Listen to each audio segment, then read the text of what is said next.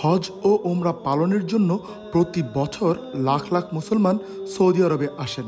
বিশ্বের বিভিন্ন দেশের শিশু কিশোর থেকে শুরু করে বয়োবৃদ্ধ সবাই মহান আল্লাহর সান্নিধ্য অর্জন এবং ইসলামের বিধান পরিপালনের জন্য হজ পালন করেন। তাদের নিরাপত্তা ও স্বাস্থ্যসেবা নিশ্চিতে পর্যাপ্ত ব্যবস্থাপনা থাকে সৌদি সরকারের পক্ষ থেকে। এরপরও দেশটির প্রাকৃতিক আবহাওয়া বৈচিত্র্য মানিয়ে নিতে না পারায় মৃত্যুবরণ করেন অনেকে। 2025 সালের হজ ও উমরা পালনের জন্য বিশেষ নির্দেশনা দেওয়া হয়েছে।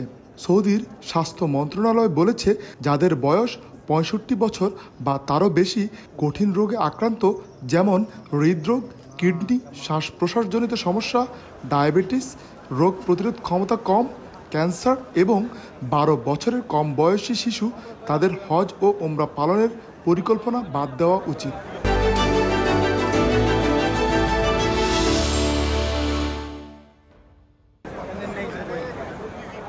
দেশটির কর্তৃপক্ষ বলছে, আগামী বছরও হজ হবে গ্রীষ্মকালের প্রখর রোদ ও গরমের মধ্যে। এজন্য যাদের শরীর সুস্থ তাদেরকে হজে যাওয়ার অনুরোধ জানানো হয়েছে। চলতি বছর হজ করতে 25 লাখের বেশি মুসল্লি একত্রিত হন সৌদি আরবে। এদের মধ্যে প্রায় 1300 মুসল্লির মৃত্যু হয়, যাদের বেশিরভাগের প্রাণ গেছে অতিরিক্ত গরমের কারণে। আরিফুর রহমান, সময় সংবাদ, সৌদি আরব।